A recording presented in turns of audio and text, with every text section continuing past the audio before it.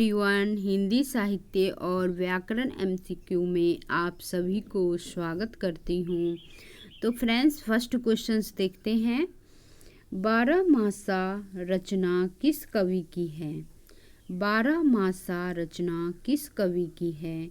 तो इसका आंसर हो जाएगा सी, केशव दास जी का है। नेक्स्ट क्वेश्चंस देखते हैं फ्रेंड्स।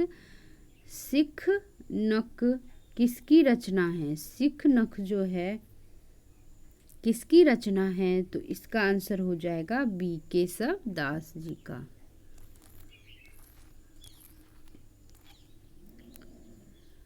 रसिक संप्रदाय के संस्थापक कौन थे? तो इसका आंसर होगा बी, अगरदास। कबीर किस संत के शिष्य माने जाते हैं? कबीर जो है वो किस संत के शिष्य माने जाते हैं? तो इसका आंसर होगा बी, रामानंद जी के शिष्य माने जाते हैं।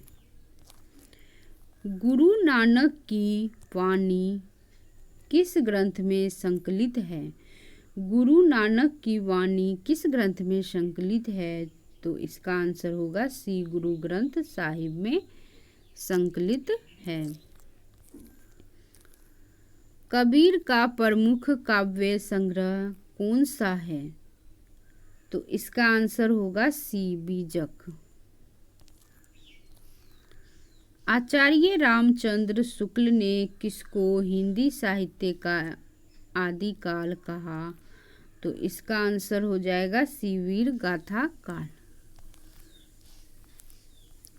ध्रुव स्वामिनी किस कवि नाटककार की रचना है? तो इसका आंसर होगा ए, जयशंकर प्रसाद का। आंधी और अंधा युग किस विधा से संबंधित है? आंधी और अंधा युग जो है किस विधा से संबंधित है? तो इसका आंसर होगा सी, नाटक से संबंधित है।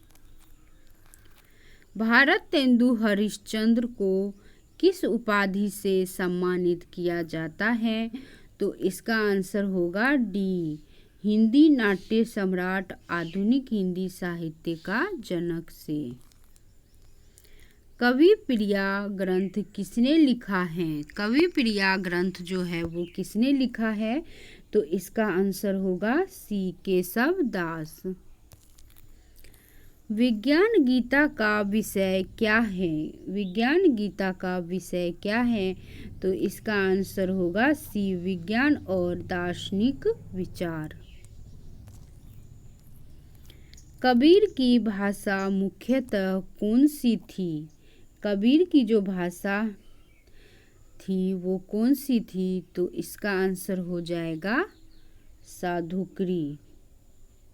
इसका आंसर हो जाएगा सी।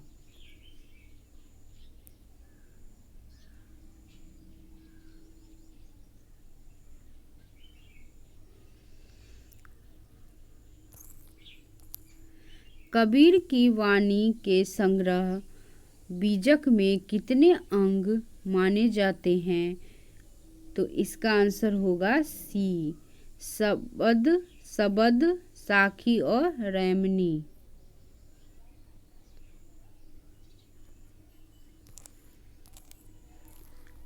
कबीर पंथ के अनुयायी किसे गुरु मानते हैं? कबीर पंथ के अनुयायी किसे गुरु मानते हैं? तो इसका आंसर होगा सी, कबीर को। गुरु नानक का जन्म कहाँ हुआ था? तो इसका आंसर होगा ए, तलवंडी, पाकिस्तान में। तलवंडी अब पाकिस्तान में ननकाना साहिब में है। गुरु नानक की वाणी किस ग्रंथ में संग्रहित है? तो इसका आंसर होगा बी, गुरु ग्रंथ साहिब में। नामदेव किस भाषा के संत कवि थे? नामदेव किस भाषा के संत कवि थे? तो इसका आंसर होगा बी, मराठी। कबीर ने राम शब्द का प्रयोग किस अर्थ में किया है? तो इसका आंसर होगा बी, निर्गुण ब्रह्म में।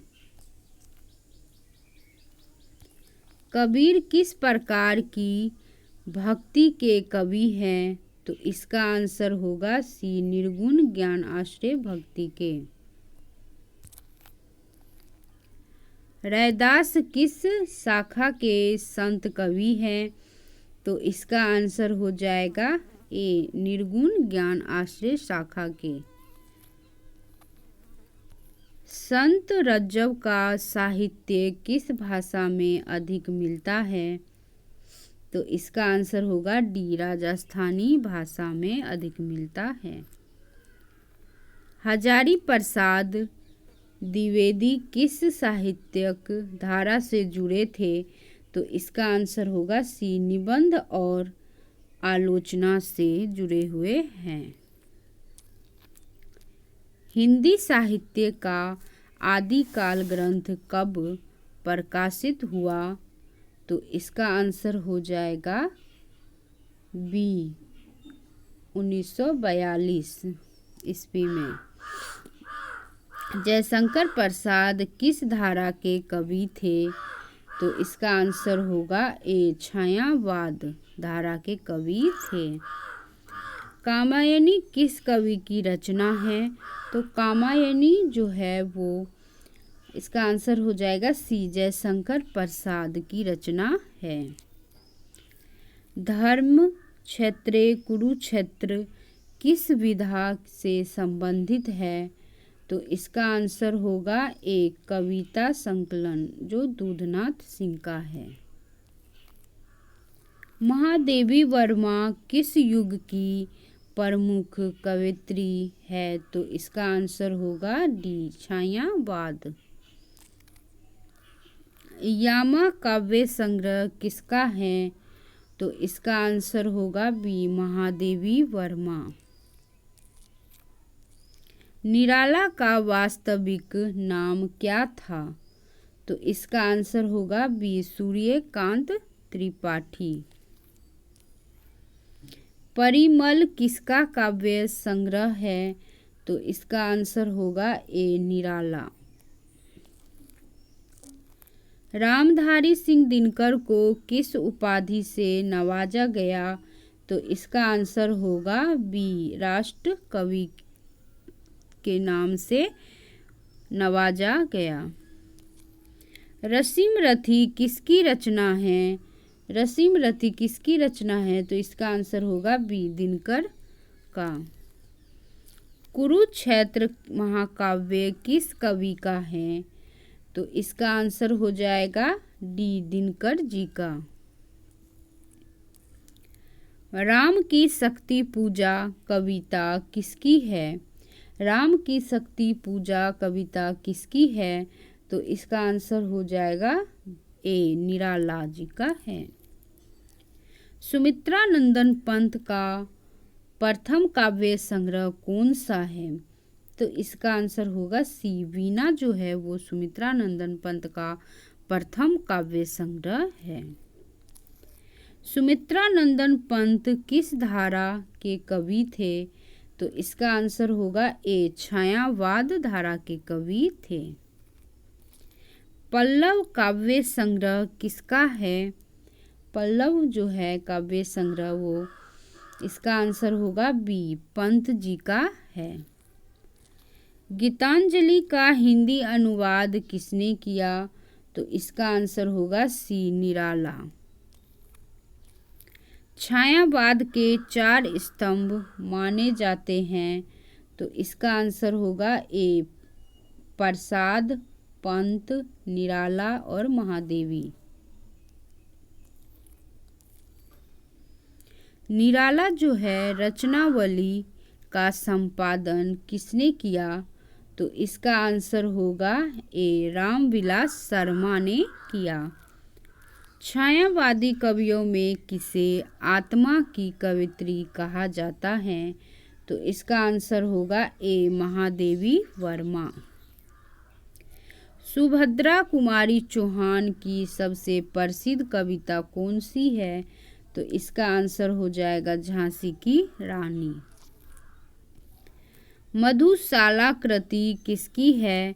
तो इसका आंसर हो जाएगा सी, हरिवंश राय बच्चन का है। दो बैलों की कथा किस साहित्यकार की रचना है? तो इसका आंसर होगा ए, प्रेमचंद्र जी का यह रचना है। प्रेमचंद्र का वास्तविक नाम क्या था? तो इसका आंसर हो जाएगा ए, धनपत राय। प्रेमचंद्र को किस उपाधि से संबोधित किया जाता है? तो इसका आंसर होगा ए, उपन्यास सम्राट से संबोधित किया जाता है। प्रेमचंद्र का पहला उपन्यास कौन सा था? तो प्रेमचंद्र जी का पहला उपन्यास जो था वो इसका आंसर हो जाएगा डी, वरदान जो था वो प्रेमचंद्र जी का पहला उपन्यास था। गोदान किस विधा की रचना है? गोदान जो है वो इसका आंसर होगा सी, गोदान जो है वो उपन्यास है। नेक्स्ट क्वेश्चंस देखते हैं फ्रेंड्स। प्रेमचंद्र की अंतिम उपन्यास रचना कौन सी है? तो इसका आंसर होगा डी, गोदान। अगर वीडियो पसंद आ रहे फ्रेंड्स तो लाइक और सब्सक्राइब प्लीज कीजिए। सेवा सदन उपन्यास का मूल नाम क्या था? तो इसका आंसर हो जाएगा बी, बाजार ए हुस्न। सेवा सदन उपन्यास का मूल नाम क्या था? तो इसका आंसर हो जाएगा बी, बाजार ए हुस्न। प्रेमचंद्र द्वारा प्रकाशित पहला कहानी संग्रह कौन सा था? तो इसका आंसर होगा ए, सोजे ए वतन। सोजे ए वतन।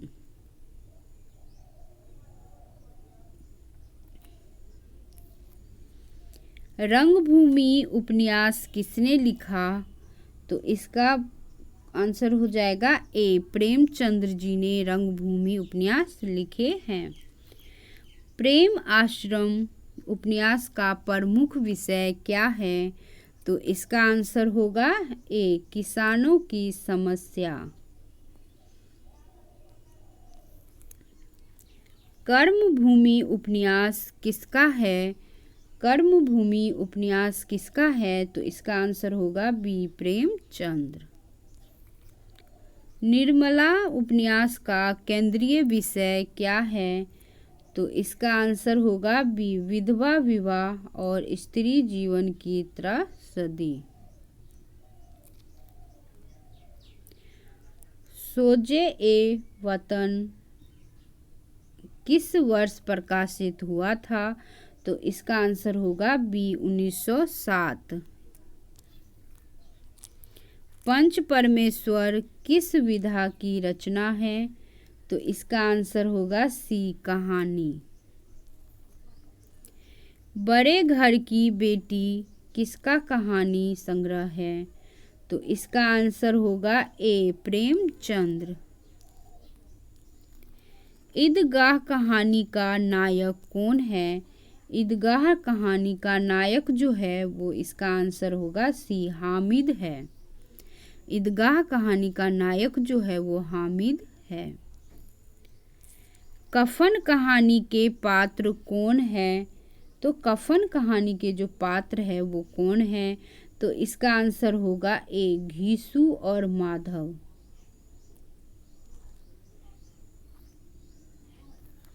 प्रेमचंद्र की कहानियों को क्या कहा जाता है? तो इसका आंसर होगा बी, जीवन की झांकी।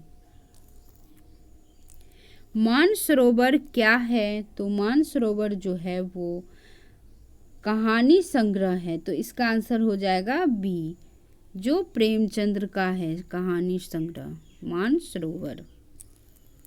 मानसरोवर में कुल कितने खंड है? तो इसका आंसर हो जाएगा सी, 8 खंड है। सच्ची वीरता किस साहित्यकार की कहानी है? तो सच्ची वीरता जो है यह प्रेमचंद्र की कहानी है, तो इसका आंसर हो जाएगा सी। प्रेमचंद्र का निधन कब हुआ था? तो प्रेमचंद्र का जो है वो निधन जो है वो 1936 ईस्वी में हुआ था, तो इसका आंसर हो जाएगा बी। गोदान उपन्यास का केंद्रीय पात्र कौन है? तो इसका आंसर होगा होरी, इसका आंसर हो जाएगा सी। गोदान का मुख्य विषय क्या है? तो इसका आंसर हो जाएगा बी, किसानों का जीवन और शोषण। गोदान का मुख्य विषय है किसानों का जीवन और शोषण, तो इसका आंसर हो जाएगा बी। गोदान उपन्यास किस वर्ष प्रकाशित हुआ? गोदान उपन्यास किस वर्ष प्रकाशित हुआ? तो इसका आंसर हो जाएगा सी, 1937 ईस्वी में प्रकाशित हुआ। प्रेमचंद्र की कहानियों की शैली को क्या कहा जाता है? तो इसका आंसर होगा बी, यथार्थवादी। कफन कहानी का मुख्य संदेश क्या है? कफन कहानी का मुख्य संदेश जो है गरीबी और समाज की कठोरता, इसका आंसर हो जाएगा बी। नेक्स्ट क्वेश्चंस देखते हैं फ्रेंड्स। प्रेमचंद्र का पहला कहानी संग्रह कौन सा है? तो इसका आंसर होगा ए, कहानी मंजूषा। पूस की रात कहानी का लेखक कौन है? तो इसका आंसर होगा बी, प्रेमचंद्र। नमक का दरोगा किस प्रकार की कहानी है? तो इसका आंसर होगा ए, ऐतिहासिक कहानी है। ईदगाह कहानी में हामिद ने पैसे किसके लिए बचाए? तो इसका आंसर होगा ए, अपनी माँ के लिए पैसे बचाए। प्रेमचंद्र ने कितने उपन्यास लिखे थे? तो इसका आंसर होगा बी, 10 उपन्यास लिखे थे प्रेमचंद्र जी ने। निर्मला उपन्यास का मुख्य पात्र कौन है? तो इसका आंसर हो जाएगा ए, निर्मला ही है मुख्य पात्र। निर्मला उपन्यास में किस समस्या को प्रमुखता दी गई है? तो इसका आंसर बी होगा, विधवा विवाह और पारिवारिक संघर्ष। प्रेमचंद्र ने किस भाषा में गोदान लिखा है? तो इसका आंसर हो जाएगा बी, हिंदी भाषा में गोदान लिखा है। कर्मभूमि उपन्यास का मुख्य विषय क्या है? तो कर्मभूमि उपन्यास का मुख्य विषय जो है स्वतंत्रता संग्राम और देशभक्ति, तो इसका आंसर हो जाएगा ए। कर्मभूमि उपन्यास का मुख्य विषय क्या है?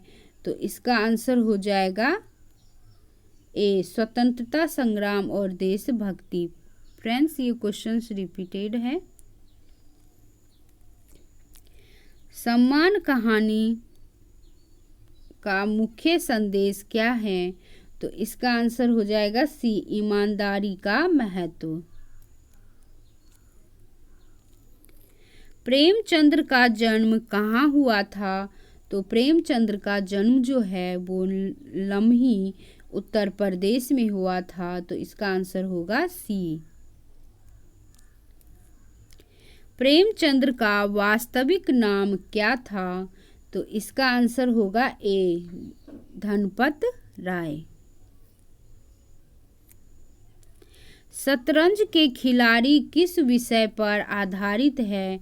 तो शतरंज के खिलाड़ी जो है वो सामाजिक समस्याएं पर आधारित है, तो इसका आंसर होगा सी।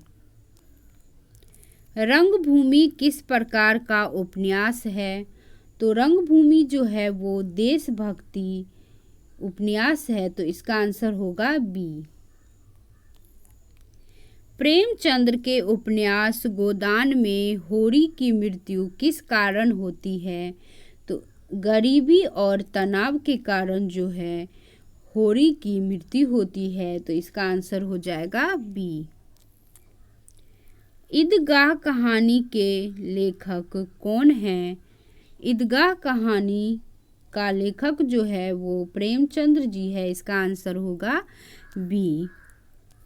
कफन कहानी में कौन सा पात्र है? तो कफन में कौन सा पात्र है? तो इसका आंसर होगा धनिया और ठकुराइन। इसका आंसर हो जाएगा बी। प्रेमचंद्र की कहानियों में मुख्य रूप से किस वर्ग का जीवन चित्रित होता है? तो किसान और गरीब लोगों का जो है जीवन चित्रित होता है। तो इसका आंसर हो जाएगा बी। गोदान उपन्यास में होरी का प्रिय पशु कौन था? तो इसका आंसर हो जाएगा गाय जो था वो होरी का प्रिय पशु था। तो इसका आंसर होगा बी। प्रेमचंद्र की लिखावट में क्या प्रमुख है? तो इसका आंसर हो जाएगा यथार्थवाद और सामाजिक चेतना। तो इसका आंसर होगा बी। कर्मभूमि उपन्यास का लेखक कौन है? तो इसका आंसर हो जाएगा ए प्रेमचंद्र। निर्मला उपन्यास में निर्मला किस समस्या से जूझती है? तो विधवा विवाह से वो जूझती है। तो इसका आंसर हो जाएगा ए। प्रेमचंद्र की कहानियों में सबसे अधिक किस पर ध्यान दिया गया? तो सामाजिक कुरीतियों पर। इसका आंसर होगा ए। प्रेमचंद्र का गोदान किस रूप का प्रतिनिधित्व करता है? प्रेमचंद्र का गोदान किस रूप का प्रतिनिधित्व करता है? तो भारतीय किसान का जीवन और संघर्ष। तो इसका आंसर हो जाएगा बी। वीडियो देखने के लिए friends thank you so much. अगर चैनल को सब्सक्राइब नहीं किए हो तो प्लीज़ चैनल को सब्सक्राइब कीजिए, क्योंकि ये इम्पोर्टेंट क्वेश्चंस लेके आ रही हूँ। वीडियो देखने के लिए थैंक यू सो मच।